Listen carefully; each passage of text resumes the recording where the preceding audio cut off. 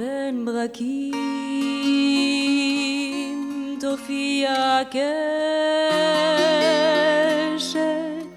ודע שזה אסמן זמן السلام زمن السلام زمن السلام إن شاء الله زمن السلام زمن السلام زمن السلام إن شاء الله.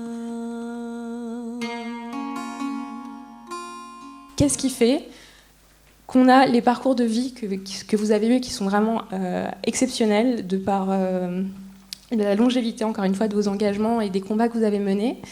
Est-ce que ça s'est fait naturellement? Est-ce que ça a toujours été une évidence? Et est-ce que, à l'âge que vous avez, vous pourriez être tranquillement à la retraite, à passer vos soirées à écouter de la musique de manière conviviale avec nous? Vous êtes toujours en train de travailler et de mener les nombreux combats que vous menez. Je me souviens quand j'intervenais dans une formation en direction des magistrats à l'École nationale magistrature de Paris. Et un magistrat, c'est un procureur de la République, me dit « Mais monsieur Tabi, pourquoi vous restez dans les quartiers difficiles ?» Parce qu'à cette époque, je travaillais pour un quartier à Pierrefitte, dominé par la violence, que même la police n'osait pas mettre les pieds, les commerçants qui partaient, les habitants qui quittaient le quartier. C'est vrai, il y a une vision qu'on a ou qu'on n'a pas par rapport à... Moi, toujours, j'avais cette vision. On vit avec les uns et les autres. On ne vit pas seul. Donc, naturellement, il y a des liens avec les gens ordinaires, que souvent, ce sont ces gens ordinaires, pour moi, qui sont extraordinaires. La deuxième raison, je disais, moi, j'ai été accueilli en France dans un moment où ma vie et celle de ma famille, ma femme et mon enfant d'un an, étaient en grand danger. Donc, la France m'a accueilli. Moi, je me sentais redevable. Je dis, il faut que je rende, simplement pour cet accueil. Moi, je n'attendais pas d'autre chose. Mais je dis, déjà, cet accueil, dans un moment difficile, évidemment, et je dis, il faut que je rende à une société qui m'a accueilli. Et troisième élément, dans le travail, dans la vie, j'ai rencontré des gens formidables. Qu'ils m'ont donné envie à s'investir, à être au service, à être à l'écoute, d'apporter des choses que je pouvais modestement. Et tout ça m'a donné un sentiment d'appartenance. Je me disais, on ne peut pas vivre dans une société sans avoir le sentiment d'appartenance à une société avec toutes ces difficultés, ces contradictions. Et donc, c'était vraiment une décision que j'avais prise pour travailler dans les banlieues en difficulté, que le deuxième livre que j'avais publié s'appelle « La cité des poètes », comment créer une dynamique collective face à la violence. Donc, ce livre, que même des renseignements généraux, Madame Bitran, qui était à l'origine d'une échelle d'évaluation, les quartiers en difficulté, parce qu'il y avait cette échelle de difficulté, il disait à cette époque, il y avait 700 quartiers en difficulté. À l'échelle 6, c'était les quartiers ingérables. Et donc, Madame Bitrang, quand je lui ai envoyé le livre, après il a fait une enquête, il a contribué, il a écrit dans ce livre, Il a dit, vous avez diminué 2,5 points le degré de violence dans ce quartier. Et il y avait beaucoup de sociologues qui me disaient, mais comment? Je dis simplement, on a fait parce qu'on avait envie de faire quelque chose. Et après, on a fait aussi avec les habitants. Après, à cette époque, on disait que la violence, c'est l'affaire de tous. On a travaillé avec les gamins, avec la jeunesse, avec les parents, avec les élus, avec la police, avec la justice. Voilà, on a essayé vraiment de créer une dynamique collective. Ça veut dire aller vers une communauté de responsabilité.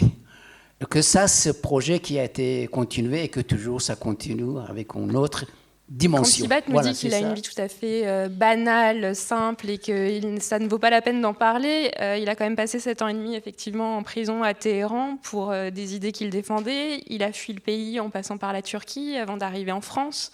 Je pense qu'on est très loin du parcours simple et banal que modestement il nous décrit. Moi, d'abord, je voulais vous dire un truc, c'est que la dernière chanson qu'a chantée Soléa avec Henri, qui s'appelle Zaman es Salam, c'est une chanson qui a été chantée le jour de la remise du prix de la paix à Rabin et Arafat, qui a été faite par un musicien qui s'appelle Yair Dalal, qui est un ami personnel. Et à chaque fois que je l'entends, cette chanson, je me dis qu'est-ce qu'il y a comme parcours à faire pour revenir à cette époque, parce qu'il y avait quand même un énorme espoir. Quand Rabin et Arafat se sont donné la main, c'était un moment extrêmement fort. Voilà, donc quand on parle d'engagement, il va sur 2 niveaux pour moi, il part sur 2 dimensions. La dimension de la justice sociale, qui a été un combat depuis que j'ai à peu près 15-16 ans, où j'étais déjà militant anarchiste et que j'étais déjà avec les militants du Larzac et toute l'histoire de l'époque. J'étais tout jeune, j'avais 15-16 ans. Et c'était la paix au Moyen-Orient, le conflit israélo-palestinien qui a été pour moi vraiment un moteur de ma vie jusqu'à ce jour. Et le mot engagement en hébreu, c'est mehuravut. Mehuravut, ce qui est très étrange, c'est la même racine que le mélange. C'est-à-dire qu'il y a un moment où quand on veut faire avancer les choses, j'étais aujourd'hui à Bruxelles avec des enfants, des adolescents, et il fallait leur expliquer ce que c'était que cette histoire de Cordoue. Et il y a un des gamins qui m'a dit, un gamin, il a des 16 ans, 17 ans, qui m'a dit, est-ce que c'est, à votre avis, par le mélange que les gens vont pouvoir se respecter et se rencontrer? Et j'ai trouvé cette question extrêmement forte.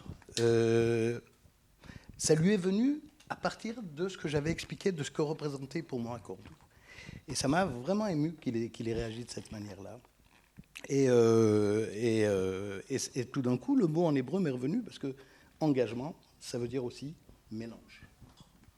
Ça me fait penser à un autre mot qui revient constamment dans votre livre où vous définissez comme un passeur, et je trouve que c'est une des plus belles images puisque ça s'applique aussi bien à la dimension de transmission que vous avez avec ces jeunes, puisque vous travaillez énormément avec des adolescents et des jeunes adultes, et également sur cette notion de passage d'une culture à l'autre en permanence, d'une langue à l'autre, enfin sur ce mélange qui fait en fait qu'on se constitue une identité, qu'on est soi-même et qu'on est bien avec ça, puisque vous vous rendez compte aussi dans vos parcours que souvent toute cette violence que vous avez rencontrée, notamment aussi à Pierrefitte ou que ce soit chez les jeunes de Jérusalem, elle vient aussi de questions identitaires extrêmement fortes et de refus d'une acceptation d'une part de soi.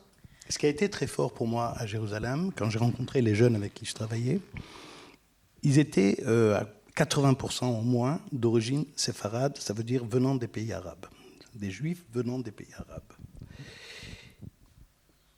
Et donc très imprégnés par la culture arabe, aussi bien au niveau de leur manière de parler, des gutturales qu'ils prononcent, de la nourriture qu'ils mangent. Ils sont vraiment imprégnés de ça. Et pourtant, ce sont ces mêmes jeunes-là qui vont remplir les troupes de tout ce qui est le racisme anti-arabe qu'on peut trouver en Israël. Et là, effectivement, pour moi, cette histoire de rupture identitaire dans laquelle ils sont, parce que pour moi, c'est l'expression d'une souffrance, c'est-à-dire de se battre contre leur propre identité. Parce que quand moi, je me présentais auprès d'eux comme juif arabe, en le revendiquant, ça leur paraissait totalement aberrant et inadmissible que je puisse parler de cette manière-là. Mais ça a été mon travail d'essayer de leur faire comprendre qu'effectivement, cette identité arabisante qu'ils ont, elle ne peut que faire avancer un rapprochement avec l'ensemble des pays arabes qui étaient autour d'Israël. Parce que Israël, ce n'est pas un bastion américain au milieu du Moyen-Orient. C'est justement avec ces jeunes-là qu'on peut se réintégrer dans la dynamique, dans la culture du Moyen-Orient. Et c'est sur cette dynamique-là que je travaillais beaucoup avec ces jeunes-là. Je n'ai pas réussi tout le temps, mais j'ai fait avancer certains d'entre eux dans cette dimension. Comment transformer cette violence en conflit et gérer les conflits par la médiation? C'est pourquoi dès le départ, on avait le concept de médiation. On n'utilisait pas les mots, on n'avait pas des médiateurs formés, mais tout le temps on était entre les uns et les autres. Quand il s'agissait des violences entre les jeunes des quartiers, on se situait entre pour émerger la parole, pour comprendre. Des fois entre la police et les jeunes, j'aimerais bien vous donner un exemple qui m'avait vraiment frappé, parce qu'il y avait quelques policiers qui faisaient des tours dans les quartiers des poètes. Au pied d'escalier, ils voient quelques jeunes maghrébins. Le policier réclame leurs papiers. Les jeunes disent « Moi, j'habite chez moi, je n'ai pas mes papiers. » Le policier dit « Vous, les Arabes, vous n'avez jamais de papiers. » Et donc, ça déclenche une violence très, très, très dure. Je téléphone au commissaire, je dis « Écoutez, c'est une situation très, très inquiétante. Et il faut que vous rencontriez les jeunes. » Le commissaire n'attendait pas à rencontrer les jeunes dans un côté, mais je dis « Non, pas au niveau de quartier, on va au centre-ville, à côté de la mairie. Vous inquiétez pas, on est capable de gérer cette rencontre. » Finalement, les relations qu'on avait avec la police et la justice, le commissaire accepte. On voulait limiter au niveau de la jeunesse, mais quand même, il y avait 33 jeunes qui sont venus à la réunion. Le commissaire est venu aussi avec 5-6 policiers. Et pendant 3 heures, ils ont discuté. Et c'est calmé, personne n'attendait pas. Parce que les jeunes, ils se sentaient être déjà écoutés par un commissaire, respecter leurs paroles dans un lieu neutre avec nous qui se situions entre. Et après, le commissaire m'a remercié 1000 fois. Il m'a dit, on a évité d'une situation grave. Mais il n'y a pas, je dis, c'est ça qui manque en France. C'est pourquoi nous avons déclaré la ville de Pierrefitte comme première ville européenne, ville médiation. Même les élus disaient, mais on a ville fleurie, jumelage, tout ça. Mais c'est quoi ville médiation? Je dis ville médiation, c'est une ville, quoi qu'il soit le problème, il faut se parler. Donc, et après, ce concept ville médiation a fait son chemin avec 200 personnes qui étaient formées. Première année, les policiers, l'accueil de la mairie, les éducateurs, des bénévoles ont été formés à la médiation. Et qu'après, les Canadiens nous demandaient d'aller un peu travailler avec eux sur le quartier nord de Montréal. Et que même l'année dernière, c'est la ville de Bruxelles qui s'est déclarée ville médiation. En France, on parle beaucoup, il y a beaucoup de recherches, il y a beaucoup de projets, mais je pense encore en tant que culture de médiation, ça veut dire culture de négociation, culture de discussion, culture de dialogue. Ce n'est pas suffisamment fort en France parce qu'on est toujours dans une culture de pouvoir. Dès qu'il y a un problème, je veux voir le maire, je veux voir le commissaire.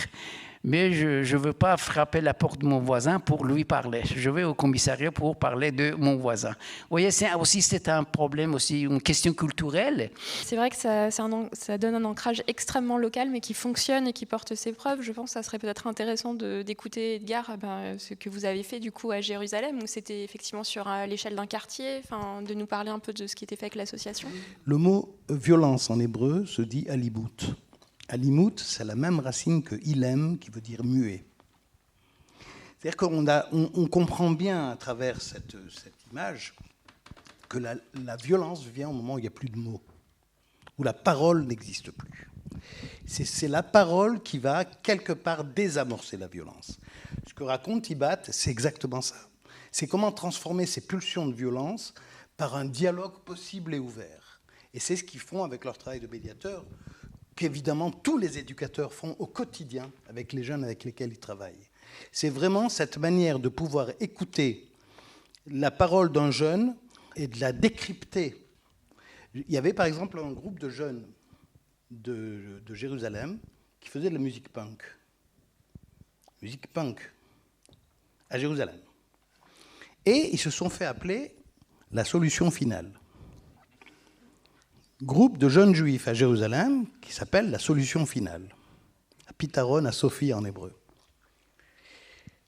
Alors évidemment, ça nous a interrogés.